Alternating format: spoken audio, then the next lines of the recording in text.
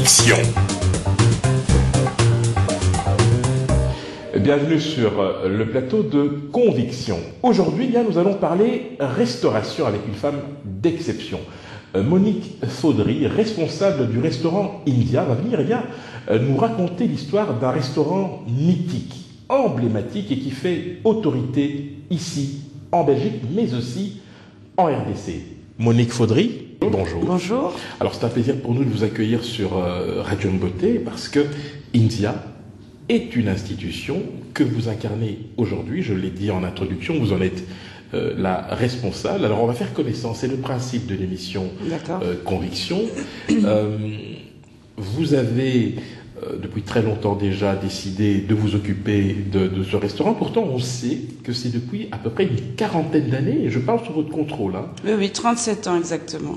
Voilà, alors quand le restaurant a été lancé, vous étiez encore jeune. Oui. Est-ce que quand la décision a été prise, vous vous êtes dit, voilà, je vais m'en occuper, en tout cas je vais m'y impliquer, ou est-ce qu'au contraire c'était plutôt une initiative que vous étiez disposé à accompagner simplement, sans forcément vous engager? Non, c'est quelque chose qui m'a toujours attirée. Naturellement, effectivement, je suis tombée dedans quand j'étais petite, puisque ma mère a commencé ça déjà dans les années 70. J'étais pas enfant, mais bon, j'étais pas encore adulte non plus. Et j'avais aussi beaucoup d'amis qui étaient dans la restauration, et c'est un métier qui m'a toujours attirée et que j'ai toujours bien aimé. Alors dès que j'ai eu l'occasion de mettre la main à la pâte, je l'ai fait, et ça m'a plu. Et voilà, j'ai toujours continué. Alors, n'eût été cette initiative, est-ce que avant vous aviez déjà une idée de ce que vous vouliez faire enfant, tout simplement? Bon, quand j'étais toute petite, naturellement, comme beaucoup, je rêvais d'être hôtesse de l'air. Mais bon, c'est vite passé. J'ai toujours aimé voyager. Donc j'avais envie de faire un métier où je pourrais bouger beaucoup, ne pas être coincé dans un bureau. Bon, finalement, la restauration, ça permet quand même de bouger pas mal. Et voilà, non, ça m'a plu et ça me plaît toujours et j'aime beaucoup ce que je fais. J'ai naturellement beaucoup de chance puisque j'ai eu la chance d'avoir une maman qui avait commencé ça. Et alors, on a beaucoup déménagé entre Kinshasa et Bruxelles. Et en 2003, quand elle a décidé de retourner au Congo s'occuper de son restaurant là-bas, je lui ai dit, écoutez, alors maman, moi je vais continuer ici à Bruxelles. Et c'est ce qui m'a permis de faire le parcours que vous connaissez. Alors, il y a eu plusieurs adresses pour le restaurant India. On va peut-être les évoquer les unes après les autres. La toute première adresse, quelle était-elle? Alors, la toute première adresse, c'était pas loin de l'adresse actuelle. C'était sur la rue Anoul, à Ixelles, à Matongé. Près de la place Fernand-Coq. Je dirais entre la place Fernand-Coq et la chaussée d'Oivre. Vraiment à un jet de pierre de l'India actuelle. Après ça, on a été au centre-ville, rue Borval. Après ça, on a fait le déménagement dans la maison familiale, rue Mercelis.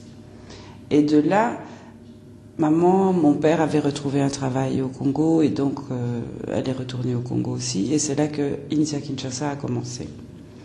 Et ça jusqu'en... Qui porte le même nom? Toujours le même nom.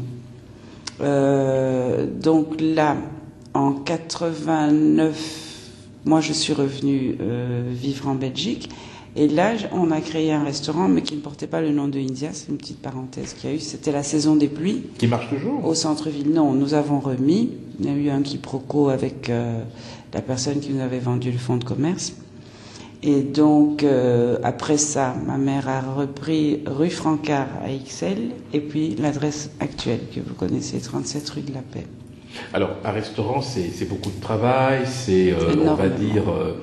c'est aussi un état d'esprit finalement, parce que ce que vous proposez à vos clients finit évidemment par être transmis au fond. Ce sont des gens qui viennent, qui découvrent. Vous devez chaque fois vous réinventer, vous devez renouveler, on va dire, votre carte, même si c'est vrai que la cuisine que vous proposez est essentiellement africaine ou congolaise? Moi, je dirais congolaise. Congolaise, parce qu'en fait, l'objectif que j'avais, c'était de populariser ou vulgariser, pour utiliser un autre terme, notre cuisine.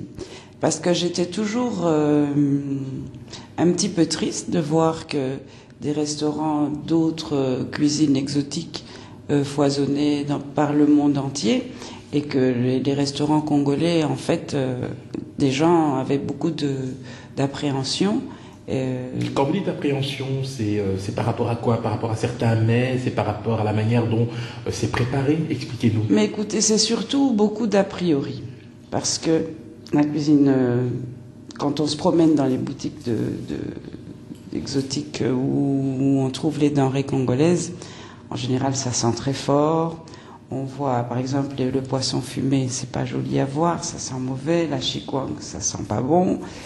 Et les gens se disent, oh, ces gens-là mangent des choses bizarres, vraiment, on va pas aller manger chez eux. Or, il y a des cuisines. Notre cuisine, elle est finalement très simple, très saine et très simple.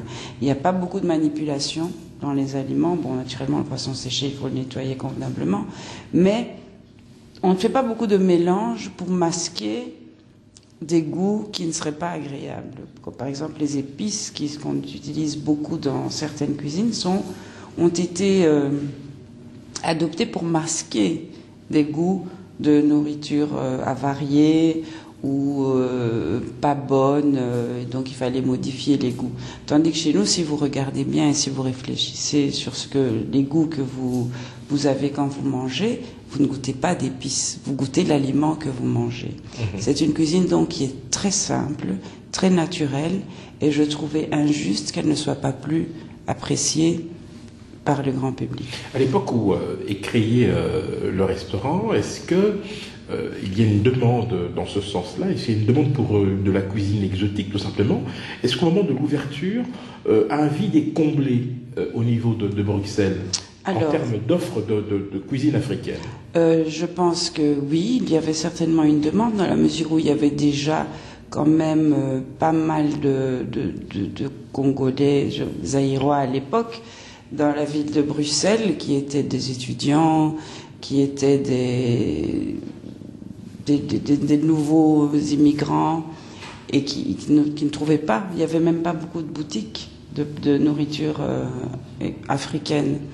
Et donc, non, là, ma mère a vraiment créé quelque chose. C'était une idée fondatrice et nécessaire, oui. Et ça a tout de suite bien fonctionné. Il y avait aussi tout le public des anciens coloniaux qui avait envie de manger les mwambes traditionnels. Et non, elle a fait quelque chose de bien. Alors, il y a une institution. En tout cas, ce restaurant est perçu tel quel. D'abord parce que 40 ans de longévité, c'est assez exceptionnel.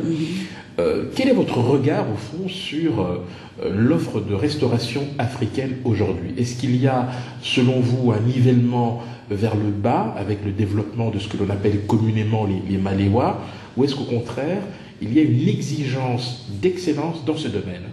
Mais je pense que non, c'est pas par le bas, non, on fait que s'élever.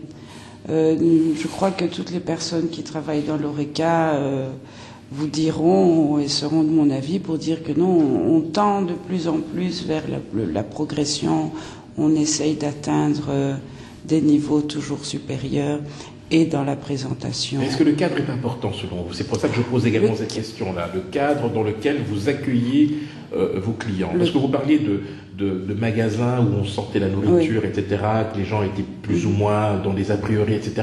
Est-ce que ce n'est pas important non plus, au fond, le cadre dans lequel on s'apprête à manger, tout simplement? Absolument, absolument, c'est essentiel. Parce que même si vous voyez la manière dont tous les guides touristiques ou bien culinaires cotent les restaurants, le décor, le service, tout ça font partie de la cote qu'ils donnent. Et donc oui, c'était important de faire attention à la manière dont on présente, à la manière où on présente.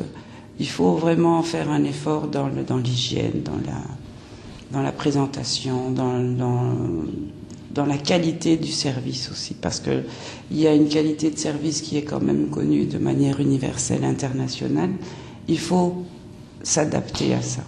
Alors, très concrètement, à quoi ressemble une journée typique à India? On est le matin, il est 8h, 9h. Qu'est-ce que vous faites? Alors, 8h, 9h, en général, j'ai fini de déposer mes enfants à l'école. Et il y a les courses.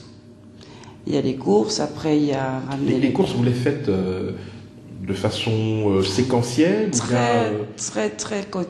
presque quotidiennement. Parce que pour fonctionner convenablement, il faut du frais, il faut que les gens goûtent aussi que c'est frais, il faut aussi que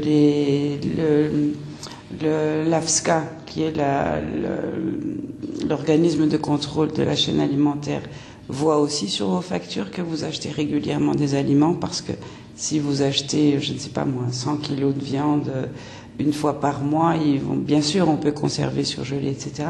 Mais moi, je suis d'avis que la longue conservation abîme le goût de l'aliment. Donc, je préfère faire les courses régulièrement et presque quotidiennement plutôt qu'une fois par mois, même si c'est un peu moins cher.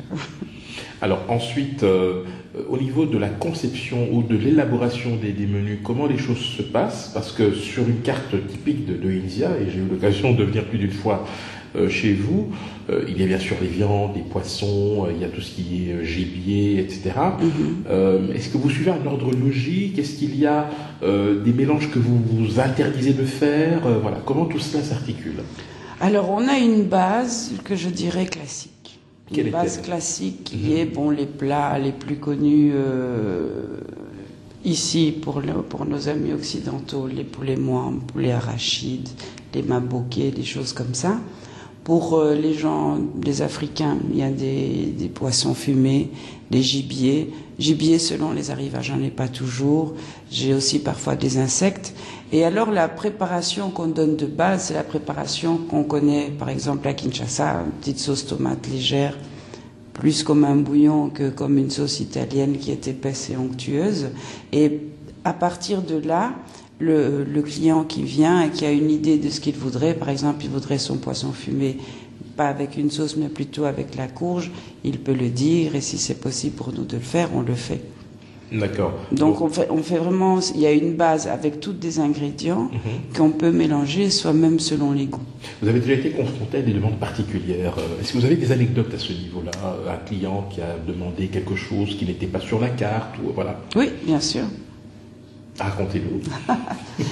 On ne cite pas de nom. Alors, non, mais bon, il y a aussi... les gibiers, ils sont très malvenus ici en Europe, donc on va pas... Oui, depuis quelque temps, vous parlez de l'Agence fédérale de la chaîne alimentaire, oui, tout à fait. Oui. Et non, il y a un monsieur qui voulait absolument manger la queue de crocodile, et à l'époque, je n'en avais pas. Et finalement, j'ai réussi à en trouver, mais qui venait d'Israël. Que j'ai trouvé chez un grand fournisseur ici de l'Oreca. Et donc j'ai pu lui faire son steak de crocodile. Il était ravi. Heureux. Oui. Très bien. Alors on va peut-être parler de l'avenir. Il y a un restaurant à l'heure actuelle à Kinshasa, dont votre maman Hélène, que nous saluons affectueusement, dont elle s'occupe. Des projets d'ouverture ailleurs? Est-ce qu'une délocalisation est envisageable? Dites-nous tout. Pas de manière concrète. C'est vrai qu'on pense à... Il y a beaucoup de gens qui viennent d'Allemagne, qui viennent d'Angleterre, qui viennent de Paris pour manger chez nous et qui disent « Ah, vraiment, il faudrait venir faire un India chez nous. » Et bon, je dis « on ne sait pas, c'est par se couper... » En franchise, c'est envisageable ou pas? La franchise... indien, oui, voilà. Donc ça, c'est quelque chose à laquelle on pense, mais bon, il y a rien de concret qui est encore accompli, donc je préfère pas trop en parler. D'accord. Mais sinon, ce sera toujours en allant vers un progrès. Ce à quoi je pense aussi, c'est de faire évoluer la cuisine. Donc, il y aurait ce côté classique qui resterait, et puis plus métissage, mélanger un peu la cuisine africaine en la raffinant. En termes de présentation, donc. En termes de présentation et de cuisine aussi. D'accord. Vous savez que nous, on fait cuire beaucoup et très longtemps les aliments. Or, il y a une tendance maintenant qui parle du slow food, qu'il faut cuire à feu doux, très lentement et... Ça n'a aucun impact sur le goût, selon vous? Au contraire, ça sublime le goût. Ça sublime les goûts. J'ai essayé déjà, ça sublime fort. Quand l'expérimentation grand public, dites-nous tout. Hein, mais je n'ai pas encore de date. Ce qu'on a, il y a déjà Maître Kwame qui fait avec... Nous avons assisté d'ailleurs à sa présentation. Voilà. Impressionnant. Voilà. Donc, une fois par mois, le deuxième mercredi du mois, on fait un dîner gastronomique. Donc, un dîner métissé. D'accord. Alors, on vient de parler de vos projets. Est-ce que l'idée de pouvoir livrer, par exemple, à domicile, chez les particuliers, vos plats, est-ce que ça vous a déjà effleuré ou pas? On le fait. On le fait, mais c'est pas systématique. Hein. Pas systématique, c'est à la demande, et c'est aussi pour des nombres quand même importants. D'accord. Il n'est pas dans notre esprit d'aller livrer une barquette à Gansoren pour un plat de chèvre, quoi. Ça. Alors, il y a quelque chose qui mais on fait traiteur, on fait. Quelque chose qui m'a frappé ces derniers mois, c'est qu'au fond, votre restaurant est devenu pratiquement un centre culturel, puisqu'il ne se passe pas une semaine sans qu'il n'y ait un événement à caractère culturel. Exposition, vernissage, présentation de livres, lecture. Est-ce que c'est une manière pour vous, au fond, de sublimer ce côté à la fois accueil, ambiance, esprit d'Emisia? Voilà, donc on parlait tout à l'heure du cadre d'accueil, et c'était pour moi aussi important de faire un cadre agréable et qui est renouvelé aussi. Et donc on a pensé aux peintres africains, aux Congolais, enfin africains en général, mais Congolais en particulier, qui ont beaucoup de talent et qui sont très mal connus ici en Belgique. Et donc ça, j'avais voulu ajouter dans le cadre du restaurant, et donc ça nous a donné l'idée de faire des vernissages, de rencontrer des artistes. Et comment réagit le public? Est-ce que c'est bien? Mais le public est ravi parce qu'ils ont chaque fois l'impression d'entrer dans un nouveau lieu. Donc ça leur... Et ça, vous faites à intervalles réguliers, des concerts aussi peut-être? Oui, des concerts, on fait une fois par mois, on fait une soirée musicale mais festive, hein, c'est pas de la musique... c'est de la musique festive, c'est les rumbas congolaises qui font toujours plaisir. Le deuxième samedi du mois. On fait aussi donc des présentations de bouquins, de la littérature. On fait des événements de mode aussi. Oui, je portais un foulard. Oui, tout à fait.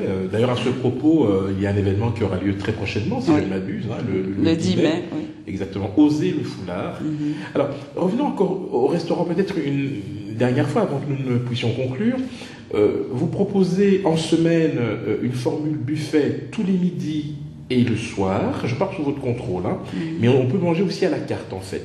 Mais quelle est la formule qui, de votre point de vue et par expérience, marche le mieux? Bon, actuellement, il y a une petite parenthèse, on n'ouvre plus le midi, que sur réservation, parce que c'est une cuisine qui est finalement quand même très riche et qui vaut son prix aussi. Et donc, dans la vie ici des gens qui travaillent le midi, il semble que c'était un peu cher. Donc, ce qu'on a adopté pour l'instant, comme il fait beau, qu'on a rouvert la terrasse, on fait un plat du jour de 12 à 15 heures. Et vous puis tous les jours, il est différent. Et en soirée, on fait un petit buffet. Un petit buffet à volonté où il y a un petit choix. Et le week-end, on fait un grand buffet où il y a beaucoup plus de choix, toujours à volonté. D'accord. Alors, je vous laisse le mot de la fin, Monique Faudry. Mais écoutez, merci de nous avoir invités ici. Le plaisir est pour nous. Et voilà, comme j'admire aussi votre initiative de faire circuler les informations qui nous intéressent, je vous remercie de nous avoir invités et j'espère que le restaurant aussi continuera bien. Mais nous comptons bien venir, et encore, et encore. Merci infiniment, Monique Faudry, d'avoir répondu aux questions de conviction. À très bientôt. C'est moi, merci.